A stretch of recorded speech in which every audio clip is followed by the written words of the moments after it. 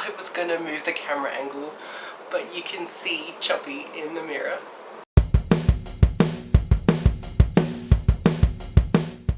So about like a month ago, I somehow managed to get 1,000 subscribers. What even is this? Thank you so much to everyone who decided to subscribe to this silly little channel.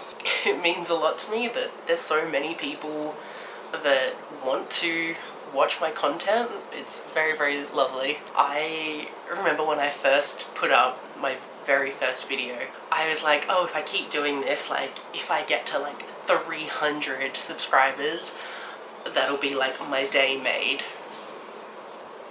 And here we are at 1,000. Absolutely wild. I'm still like in shock that it happened. But thank you so much to everyone who has subscribed. I really, really appreciate it. And I hope that I can continue to bring out content that you want to watch.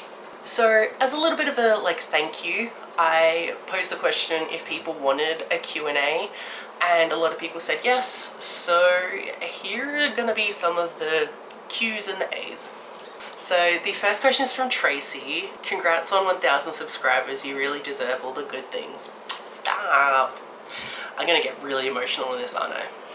Cool. Is there anything that surprised you, either in a good or bad way, since you started your channel, besides meeting Kirsty? Obviously, yeah, I didn't expect that. But a good or a bad thing from starting BookTube?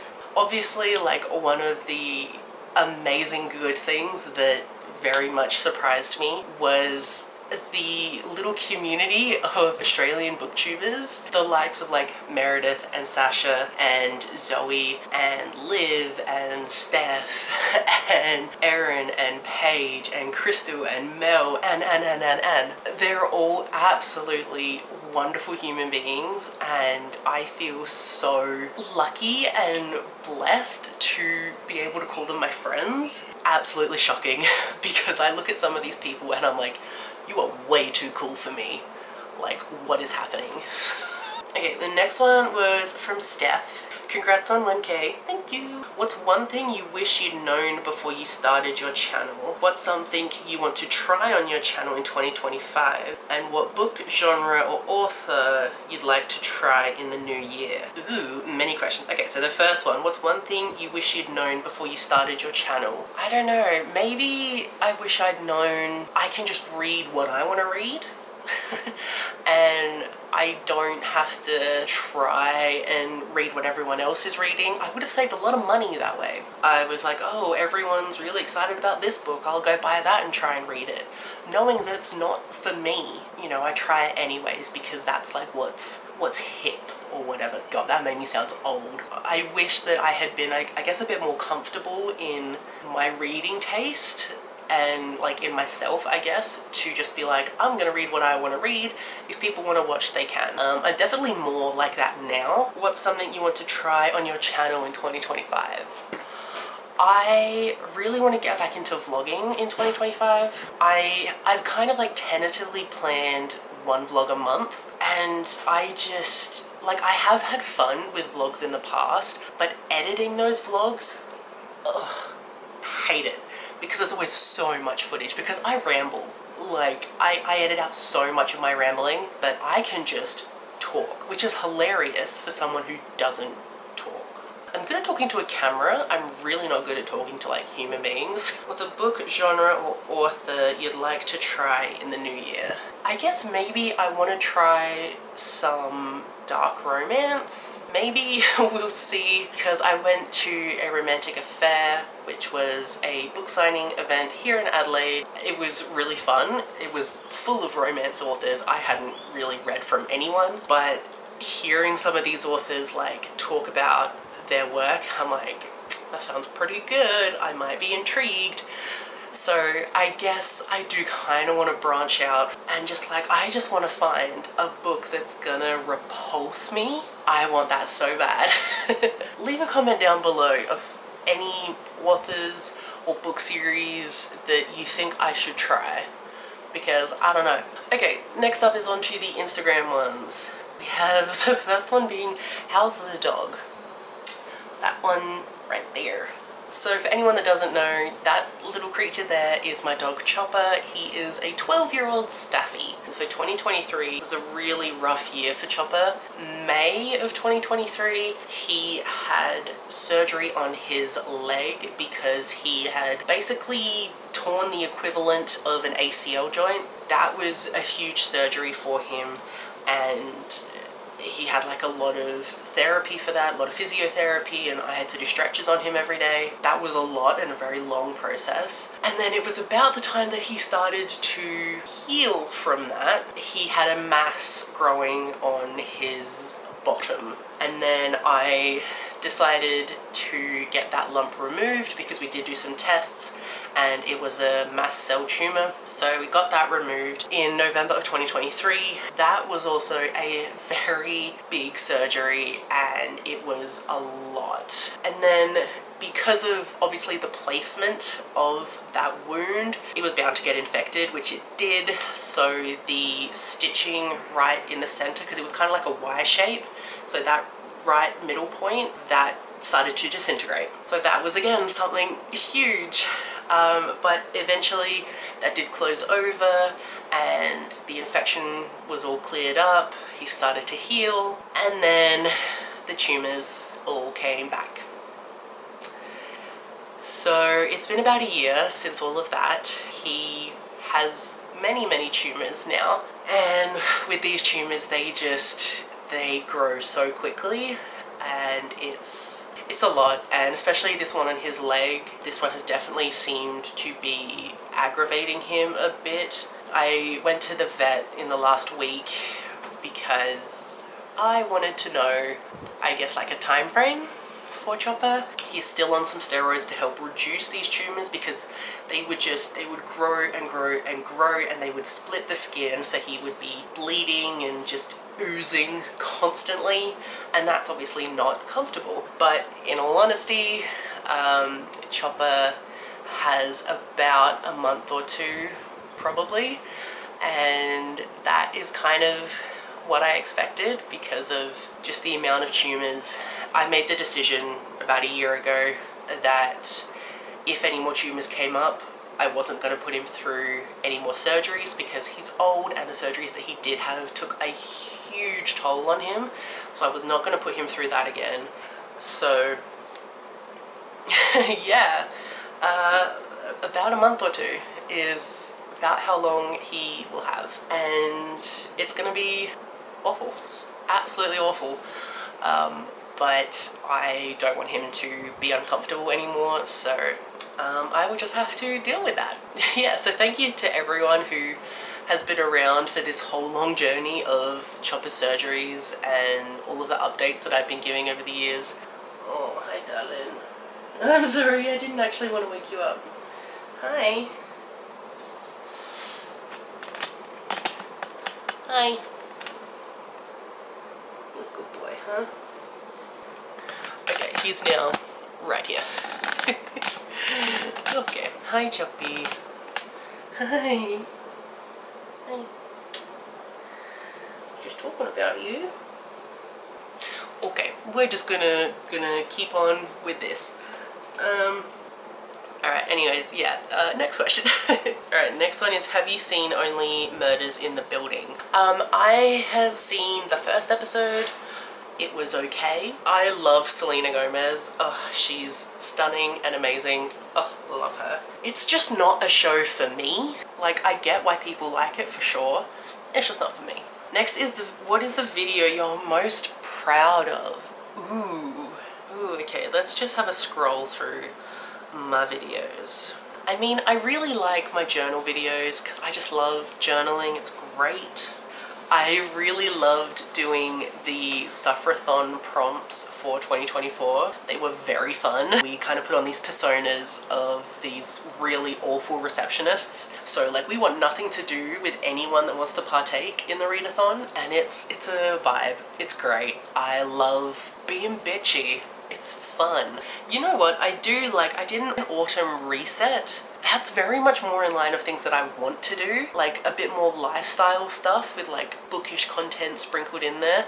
I love watching people clean their house and organize things, like following their own routines. I love all that kind of stuff. I remember that when I posted it, I was like, no one cares about this. I was very focused on if a video did well or not. I don't give a crap about that now.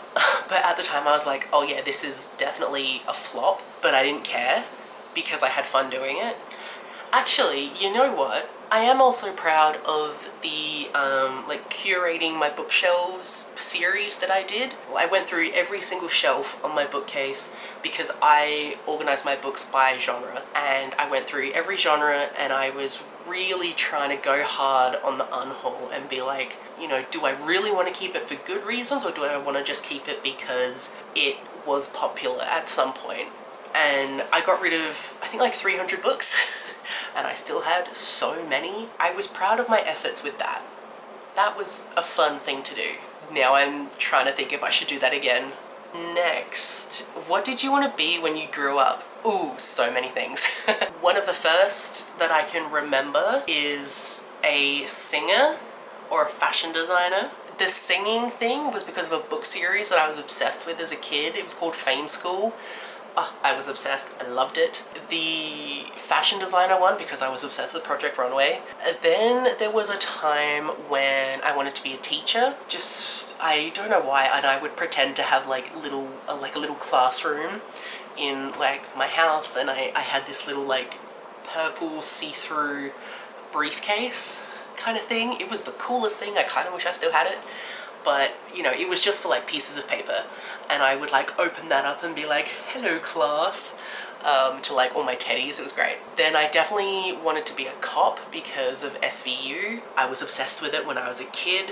Far too young to be watching that show, but I was obsessed and still love it now. Like, and then like the rest of primary school, I just didn't really think about it. It was kind of still all of those. And then now I'm here. And then if you could reread any book again for the first time, what would you pick? Now for sure, a part of me wants to say Wolf Song by TJ Klune because it's my all-time favourite book. But rereading Brother Song for the first time again, that's book 4. Oh my god. I think I would need it because I have never sobbed so hard than what I did in Brother Song. And like, I think with everything that's going on around me, if I could just get a really good cathartic cry, that would probably be really good for my sanity. So maybe Brother Song. I don't know, for some reason I always think a lot of things are situational, you know, they happened at the right time, you know, like I read all of these books at the time that I was meant to read them, you know, rereading them whenever, totally fine, but experiencing them for that first time was meant to happen in that specific moment, you know? Yeah, I also got this question again. You wipe your memory and read a book for the first time. What would it be? Again, I don't know, but I think it would be cool, if we're talking about wiping memories, it would be cool if I could wipe my memory of everything I knew about Tolkien and Lord of the Rings and The Hobbit, and then read those books without any prior knowledge. That would be cool. You know, when the first movies came out, I was 7 when the first movie came out, and then they became my entire life. And there was no way I was going to read Lord of the Rings when I wasn't even in double digits, and like I wasn't even going to read The Hobbit, even though that is more centered towards kids, because I was not a reader as a kid. I already knew everything I could about Lord of the Rings and The Hobbit through the movies. So by the time I did read them, I was like, I had all the faces for the characters and I knew what they sounded like and I knew what was coming next kind of thing. So it would kind of be cool if I could wipe my brain of all of those decades of knowledge that I have and then just read The Hobbit and The Lord of the Rings with no knowledge of them. And then the last question that we have is a tattoo tour. Jonah has been asking for this for a while, so let's go. We will start with my first tattoo, which means I'm gonna turn around. But you can hopefully see that. So I got that tattoo on my 18th birthday and it was definitely the first tattoo I wanted to get. I planned for that one to be the very first because that is an Ankh, which is the Egyptian symbol for life. And I, like any millennial kid, I grew up with the obsession with Egypt. Like, we all did. It was great. This meaning life for me at that time was like, there was my life before turning 18 and now there's my life after turning 18 kind of thing. So that was the first one I got. The next one I got a couple of months after my first one because getting tattoos is very addictive. So hopefully you can see that. This one was very spur of the moment. I remember I was driving back from my parents' place and I passed this tattoo parlor that was the same one I got my first tattoo at. And I was like, I'm in the mood for a tattoo. So I went and got a tattoo. Wild. I had just seen that design like the night before and I was like, yeah, sure. Like, I will never regret this because why would I? It's a love heart with a music note in the middle. Like, I'm never gonna not love music. I now want to get that covered up. Just because, like, I don't regret getting it. It was done by an apprentice, so it was even cheaper than it should have been. It was the most painful of all my tattoos. I had to be twisted in this really awkward position, and so my hips were really hurting, and then because it's on the ankle, it was like right on the bone, so that's a very ouchy place to get it. So it was very, very painful at the time. And now, like in my 30s, I'm like, it doesn't fit my vibe. Not that it did back then either, but it feels just so out of place. And there's now like a scar through it, so like it looks all just, it just looks messy now. So I do want to get that covered up. I have no idea what I want to get it covered up with, so I think I'm gonna go to like my tattoo guy and be like, help. The next one I got wasn't for a few years. I think I got this one when I was 20. So that's this one here, which I love. Oh, so good. I remember for like the week before I got this, I was getting a Sharpie and drawing it on just to see like if I would like it. Clearly I did, because I got it. So this is the tulpa symbol from Supernatural. So I really love Supernatural. I still do. It's amazing. This symbol, like, it really resonated with me because the way I look at it from the lore that we got from Supernatural was kind of like, if you believe in something hard enough, it'll come to be. I'm very big into what this means. So there's that.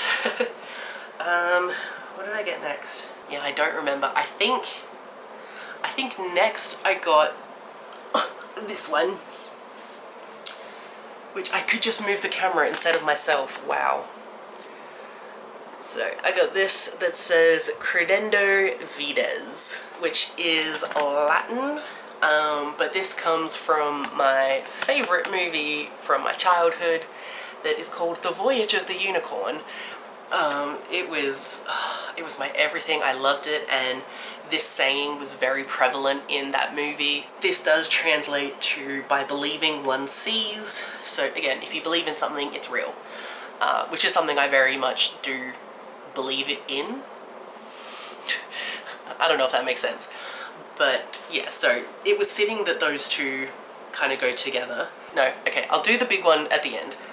So I got one on my leg next, but this is the latest one that I've gotten, and it says, you framed a scar in gold, and it's in a gold frame. So this is a quote from Take a Hint, Danny Brown by Talia Hibbert, my least favorite of the Brown sister books. But this meaning means a lot to me because in that book, one of the characters is dealing with a lot of grief, something that he lives by, or it was something that Danny said to him or something like that. It was, you framed a scar in gold, so the scar being the grief and the trauma, but you bring something good out of that. I lost my sister in 2018, and this was kind of like helping with my grief of that, because that is a scar on me and it will always be a scar that never really heals. But I do want to be able to find the gold in that situation, so it really helps me with grief. But now for the big one, the very, very big one. Oh, hello. Oh, that's okay. That was just my drink bottle. So, there we go. There we go. All that. Wait, there's a lot of it. So, it's all that. So this is a big, big piece. This was an all-day piece and then a second go-around. Oh. So this is a bird of paradise bird surrounded by the bird of paradise flowers. And this one is a memorial tattoo for my sister. So, I gotta sit down now. Yeah, that was a memorial tattoo for my sister, who I said passed away in 2018. She had a bird of paradise tattoo on her thigh, and I remember when I first found this out as a kid, because she was 15 years older than me, and I think I was like 9 maybe when I found this out. We took a family vacation to Hamilton Island, which is in Queensland, and Jenny and I went in the pool, and I was like diving under and swimming. She was just kind of frolicking, and I came up from the pool and I was like, "There's something on your leg," and she was like, "Shh, the parents don't know." And I was like, "Oh my god, what is it?" So she told me, and it was the coolest thing ever, because I was like, "Oh my god, she has a tattoo," because like that was like the first tattoo I'd ever really properly seen, and she was the only one in my family to have a tattoo, and it was so cool. And then when I saw it in my 20s, again, when I saw pictures of her from the beach, I was like, that tattoo looks so much bigger in my mind, because when I was a little kid, that tattoo did look a lot bigger. But then I grew up, kind of thing. So hers was like this big, and it was just all black, and it was very kind of tribal-esque looking. And she had that tattoo because she was born in Papua New Guinea, so was my eldest brother, and my dad lived there for many, many, many years. My mum lived there for many years. They met there. A lot of our family lived there. Like, Papua New Guinea is a huge part of our family history. So yeah, she had that. And then the bird of paradise flowers were also her favorite flower. She actually bought her house that she lived in until she passed because there was a bush out the front that was birds of paradise. So very funny. So yeah, when she passed, I wanted to have a bird of paradise on the same spot that she had hers, to kind of, so that she's always with me. But yeah, on that ever so happy note of memorial tattoos, that's gonna be it for all the questions for right now. I realized I talked a lot about some emotional stuff, but that's my life. Yeah, anyways, thank you so much for the 1,000+ of you that are here now. It's absolutely wild, and I am so grateful for everyone being here. If you do have any questions that you wanted to ask, like, I don't really care what they're about, leave them in the comments here, and maybe I'll film another one of these. I'm not great at replying to comments, but I might do a video on it. But yeah, that's gonna be it. So thank you so much for watching, and I will see you in my next one. Bye!